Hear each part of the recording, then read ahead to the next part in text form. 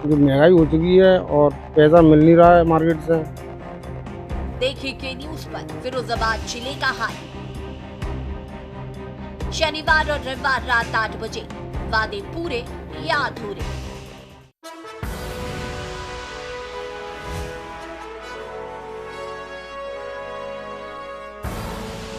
आप देख रहे हैं के न्यूज, खबरों का सारथी।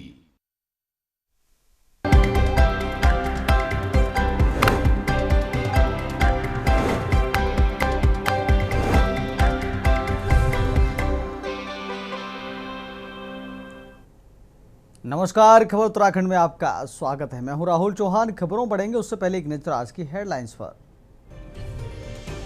उत्तराखंड में प्रतियोगी परीक्षाओं की ऑनलाइन कोचिंग मिलेगी मुफ्त। मुख्यमंत्री युवा भविष्य निर्माण योजना होगी शुरू।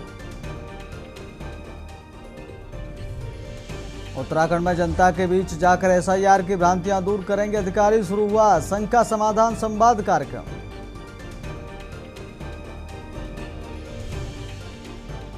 नैनीताल से हल्द्वानी शिफ्ट होगा हाईकोर्ट। 30 हेक्टेयर जमीन पर बनेगा नया परिसर। उत्तराखंड सरकार ने दी मंजूरी। देहरादून में उत्तराखंड अल्पसंख्यक शिक्षा प्राधिकरण की कार्यवाही। बिना मान्यता चल रहे मदरसे पर मारा छापा।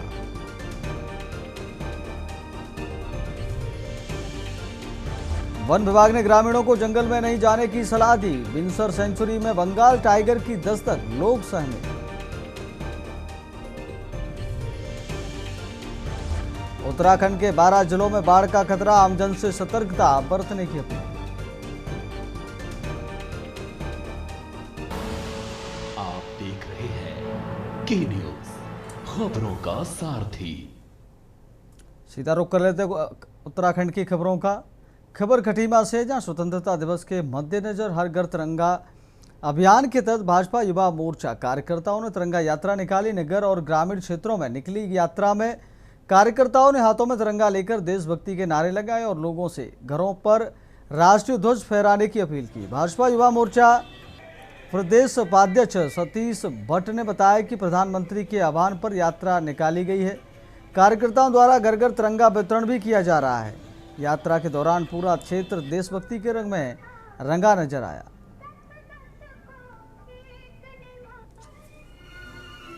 साथियों, आज भारतीय जनता युवा मोर्चा छतरपुर मंडल एवं भारतीय जनता पार्टी छतरपुर मंडल द्वारा छतरपुर से सिरपुर बिछुआ तक तिरंगा यात्रा निकाली गई और सभी युवाओं को हर घर तिरंगा लगाने के तहत हम लोगों ने तिरंगा भी बांटे और सभी कार्यकर्ताओं को, सभी युवाओं को देशभक्ति के लिए प्रेरित करने के लिए यात्रा निकाली गई है और सभी युवाओं ने इस पर बढ़ चढ़कर भाग लिया। बहुत बहुत धन्यवाद। अगली खबर का रुख कर लेते। खबर देहरादून से है, जहां हल्द्वानी में कांग्रेस के राष्ट्रीय अध्यक्ष की जनसभा के बाद मंच का शुद्धिकरण कराए जाने को लेकर राजनीतिक विवाद बढ़ गया है।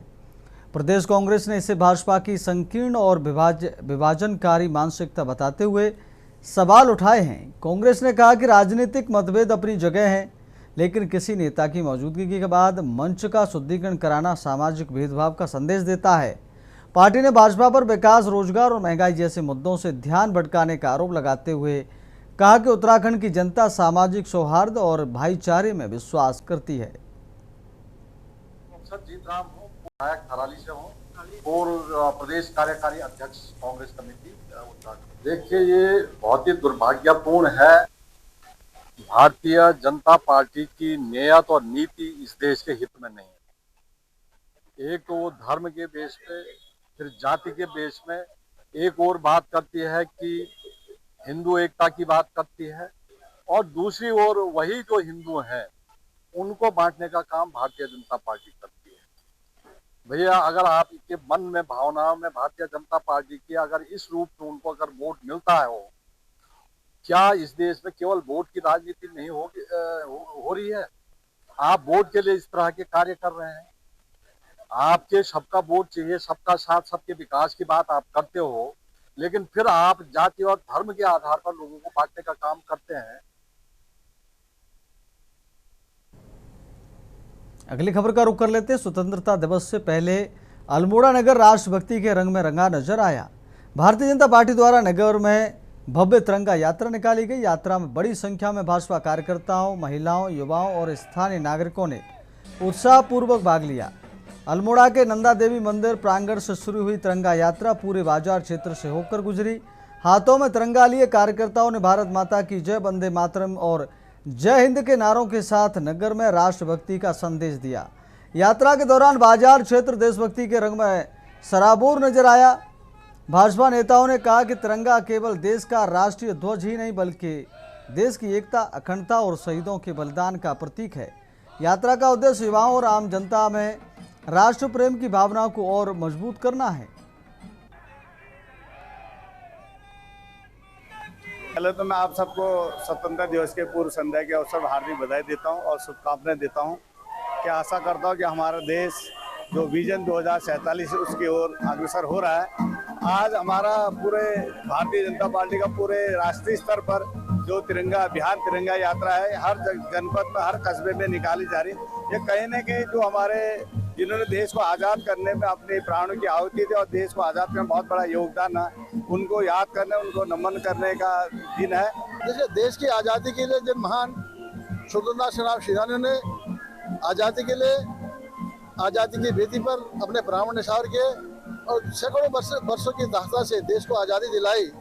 और ये आज़ादी हमको कोई उपहार में नहीं मिली है, यह आज़ादी हमको वीरों के शौर्य से मिली है, वीरांगनाओं के सतीत्व से मिली है और शहीदों के रक्त से मिली है। और उनकी याद में, उन महान स्वतंत्रता सेनानी की याद में आने वाला 15 अगस्त से पहले पूर्व वेला पर हर घर झंडा। भारतीय जनता पार्टी द्वारा पूरे देश में तिरंगा यात्रा निकाली जा रही है और आज अल्मोड़ा में भारतीय जनता पार्टी के साथ साथ ही यहाँ के जितने भी स्वयं सहायता संगठन हैं, इसके अलावा हमारे पूर्व सैनिक हैं, हमारे महाविद्यालयों के छात्र हैं, सभी लोगों ने तिरंगा यात्रा में प्रतिभाग करा। तिरंगा हम सब के लिए एक समृद्धि का प्रतीक है, हमारे शांति का प्रतीक है, हमारे सनातन धर्म का प्रतीक है। और स्वतंत्रता दिवस के शुभ अवसर पर भारतीय जनता पार्टी के सभी मंडलों में तिरंगा यात्रा निकल रही है। इसी के क्रम में आज अल्मोड़ा में यह तिरंगा यात्रा यहाँ पर निकाली गई। अगली खबर का रुख करते हैं। उत्तराखंड की स्थायी राजधानी गैरसैंण बनाने की मांग एक बार फिर जोर पकड़ने लगी है। देहरादून में स्थायी राजधानी गैरसैंण समिति की सदस्यों ने विधानसभा के बाहर सामूहिक मुंडन कर सरकार के खिलाफ विरोध जताया। समिति सदस्य विनोद प्रसाद रतूड़ी ने कहा कि लंबे समय से गैरसैंण को स्थायी राजधानी बनाने की मांग की जा रही है, लेकिन सरकार ने इस दिशा में ठोस कदम नहीं उठाया। उन्होंने संविधान के अनुच्छेद 3 का हवाला देते हुए कहा कि केंद्र सरकार संसद में प्रस्ताव लाकर गैरसैंण को स्थायी राजधानी घोषित कर सकती है। समिति ने 15 अगस्त से मांग को लेकर पदयात्रा शुरू करने का भी ऐलान किया है। वहीं भाजपा प्रदेश महामंत्री कुंदन परियार ने कहा कि भाजपा सरकार गैरसैंण को पहले ही ग्रीष्मकालीन राजधानी घोषित कर चुकी है।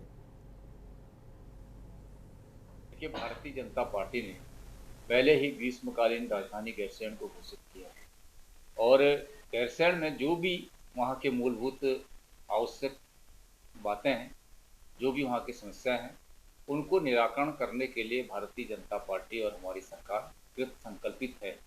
हमारा हमेशा मानना रहा है। मैंने देख रहे हैं आप मुंडन करा दिया है और स्थायी राजधानी गैरसैंण सरकार बनाती नहीं है, ये वर्तमान सरकार, ऐसा लगता है। और दो अस्थायी राजधानी किसी राज्य में होना जिसमें कि 94,000 करोड़ का कर्जा हो, ये बड़ा दुखद है। तो हमारी सरकार से ये डिमांड है, केंद्र सरकार से, क्योंकि आर्टिकल 3 के तहत। अगली खबर का रुख कर लेते हैं। उत्तराखंड हाईकोर्ट में हल्द्वानी के बन भूलपुरा इंदिरा नगर इलाके में तेजाब कांड के आरोपियों द्वारा निचली अदालत मिली उम्र कैद की सजा के फैसले को चुनौती देती याचिका पर सुनवाई हुई। मामले की सुनवाई के बाद उच्च न्यायालय ने तेजाब कांड को जघन्य अपराध मानते हुए निचली अदालत के फैसले को सही पाते हुए दोषियों की याचिका को खारिज करते हुए अभियुक्तों की आजीवन कारावास की सजा को बरकरार रखा है। 19 सितंबर 2014 को यह घटना घटित हुई थी, जिसमें मोहम्मद जकी और उनकी माता श्रीमती रहमत जहां और एक लड़का उनका जो नाबालिग था वो आसिफ, और ये 3 लोग थे जिन्होंने आपस में बगल में जो लोग खड़े थे, जो बगल में खड़े थे, इरशाद व्यक्ति है और लईक 2 लोग थे, पड़ोसी थे। उनको किसी बात को लेकर के उनसे इनका घपलेबाजी हुई, तो तुरंत जकी और जकी की माता रहमत जहां और आसिफ जो नाबालिग था, ये लोग दुकान के अंदर गए और दुकान के अंदर से जा करके कांच की बोतलों में जिनमें एसिड भरा हुआ था, तेजाब भरा हुआ था, तो उस कहासुनी को लेकर के इन्होंने उनके ऊपर ये तेजाब की बोतल फोड़ दी। अगली खबर का रुख कर लेते। खबर नैनीताल से, जहां उत्तराखंड हाईकोर्ट में स्ट्रीट वेंडर्स के अधिकारों और कानून के प्रभावी क्रियान्वयन से जुड़ी कई जनहित याचिकाओं पर संयुक्त सुनवाई की गई। सुनवाई करते हुए हाईकोर्ट की खंडपीठ ने कई याचिकाओं का निस्तारण करते हुए याचिकाकर्ता को 3 सप्ताह में जवाब दाखिल करने के निर्देश दिए। अगली सुनवाई 3 सप्ताह बाद होगी। नेशनल हॉकर्स फेडरेशन ने याचिका में स्ट्रीट वेंडर्स के सर्वे, टीबीसी गठन, जियो टैगिंग और सामान जब्ती में तय नियमों का पालन सुनिश्चित करने की मांग की है। एक संस्था है जो सारे स्ट्रीट वेंडर्स जो फड़ चलाते हैं उन सब के लिए काम करती है। उन्होंने बहुत पहले 2021 में एक याचिका डाली थी जिसमें कई मुद्दे उठाए गए थे कि जो स्ट्रीट वेंडर्स का एक्ट है उसका इम्प्लीमेंटेशन प्रॉपरली कैसे हो, सर्वे हो, ऐसे रिलोकेशन ना हो। तो वो सारे मुद्दों के लेके आज हमारी भी याचिका लगी थी और कई अन्य याचिकाएं इस मैटर के साथ कनेक्टेड थी। हमें इसमें अपना जवाब फाइल करना है। कोर्ट ने हमें जवाब फाइल करने का टाइम दिया है और बाकी जो भी कनेक्टेड मैटर्स थे उनका निस्तारण कर लिया है। हमारा मेन जो इसमें मुद्दा है वो है इस रिगार्डिंग कि जो भी सर्वे हर 5 साल में एक्ट बोलता है कि सर्वे हो, टाउन वेंडिंग कमेटी इलेक्टेड हो, वो इलेक्टेड कमेटी तब बनेगी जब सर्वे होगी। अगर इलेक्टेड मेंबर्स नहीं है तो फिर वो टाउन वेंडिंग कमेटी ही लीगल है और वही टाउन वेंडिंग कमेटी बताएगी कि कौन से वेंडिंग जोन होंगे और कौन कैसे जोन होंगे। तो ये सब एक जो प्रोसेस है पूरे उत्तराखंड में लागू होना अभी बाकी है। अगली खबर का रुख कर लेते। उत्तराखंड हाईकोर्ट ने बागेश्वर के कांडा तहसील समेत कई गांवों में अवैध खड़िया खनन से मकानों और अन्य ढांचों में आई दरारों के मामले में राज्य सरकार से जवाब मांगा है। नैनीताल हाईकोर्ट ने स्वतः संज्ञान वाली जनहित याचिका के साथ 165 खनन इकाइयों से जुड़ी याचिकाओं पर सुनवाई करते हुए सरकार से पिछले 1.5 साल में पीड़ित परिवारों की समस्याएं दूर करने के लिए उठाए गए कदमों की जानकारी मांगी। मामले की अगली सुनवाई 2 सप्ताह बाद होगी। ग्रामीणों का आरोप है कि खनन से खेती, मकान और पानी की लाइनें प्रभावित हुई हैं। उन्होंने कई बार अधिकारियों को शिकायत देने के बावजूद समस्या का समाधान नहीं होने की बात कही है।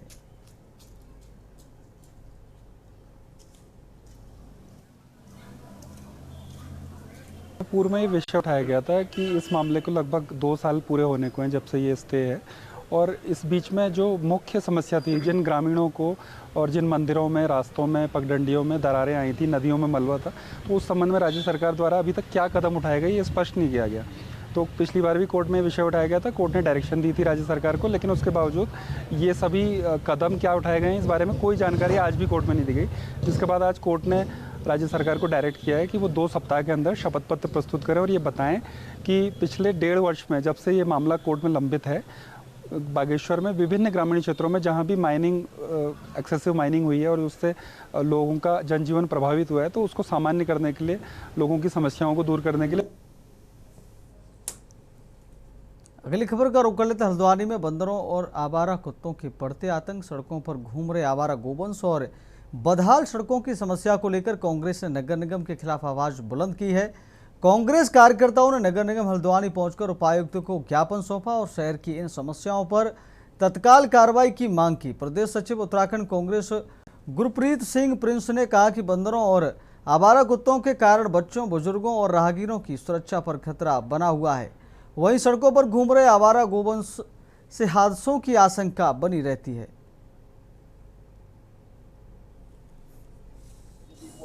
वहाँ पर फौजी क्यों बनी है सर? या तो वो अतिक्रमण है। सामने से आ बेटा, उधर से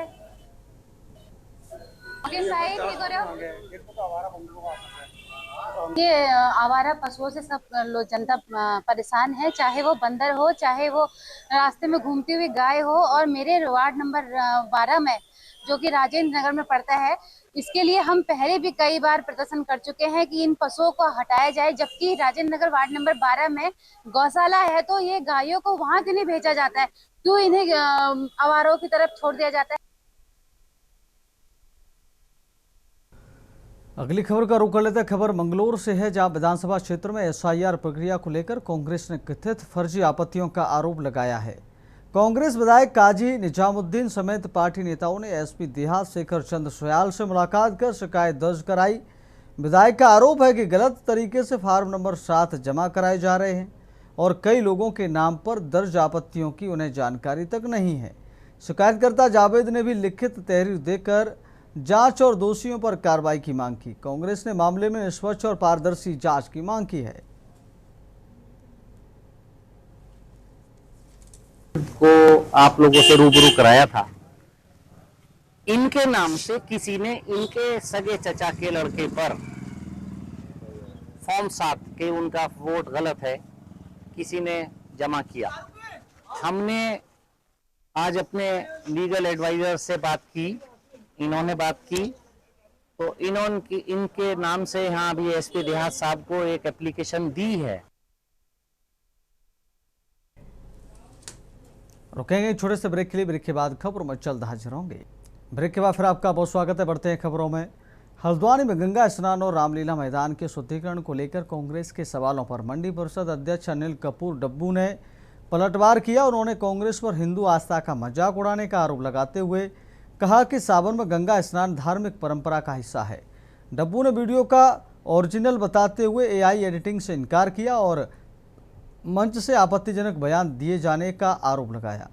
वहीं शुद्धिकरण को भाजपा का कार्यक्रम मानने से इनकार करते हुए उन्होंने कहा कि यह हिंदू संगठनों ने कराया था। मामले को लेकर भाजपा कांग्रेस में आरोप के तेज हैं। कांग्रेस को मन से गिलानी हो रही है, भाजपा तो कुछ कर ही नहीं रही है, लेकिन आप हिंदू जनमानस के खिलाफ जाएंगे। आप ये कहेंगे कि गंगा में डुबकी लगाना मनोरंजन है। अरे आजकल सावन का पवित्र महीना चल रहा है, हिंदू हजारों लाखों हिंदू भगवान शिव जी के दर्शन करने जाते हैं, गंगा स्नान करना। आप उसके गंगा स्नान को मजाक में उड़ा रहे हैं।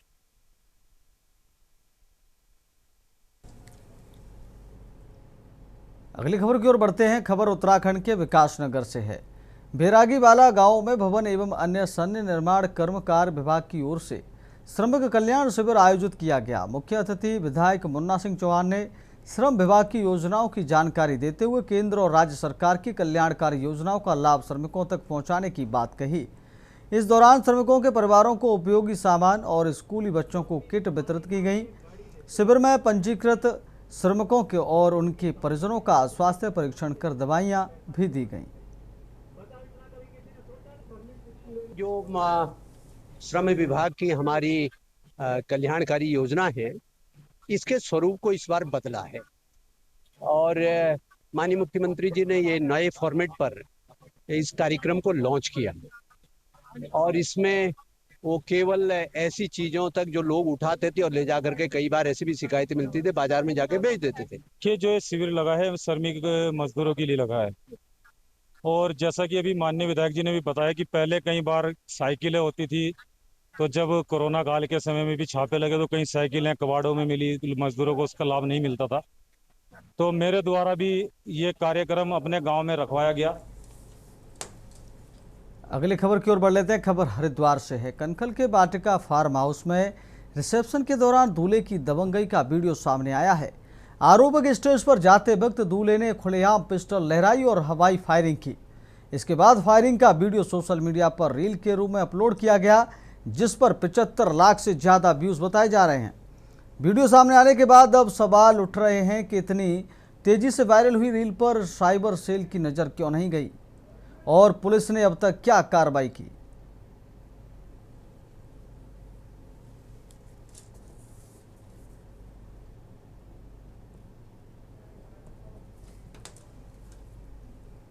अगली खबर का रुख कर लेते हैं। हरिद्वार से नशा तस्कर के खिलाफ अभियान के तहत कोतवाली पुलिस ने दुधियावन तराई के पास चेकिंग के दौरान 12.06 ग्राम स्मैक के साथ 23 वर्षीय सूरज कुमार को गिरफ्तार किया। पुलिस के मुताबिक आरोपी पहले भी एनडीपीएस एक्ट के मामले में जेल जा चुका है और उसका आपराधिक रिकॉर्ड भी सामने आया है। पूछताछ में नशे की सप्लाई में जुड़ी एक महिला का नाम सामने आने की बात कही गई है, जिसके बाद पुलिस उसकी तलाश के साथ पूरे नेटवर्क की जानकारी जुटा रही है। एसएसपी नवनीत सिंह के निर्देश पर कार्रवाई करते हुए पुलिस ने आरोपी के खिलाफ एनडीपीएस एक्ट के तहत मुकदमा दर्ज कर जांच शुरू कर दी है।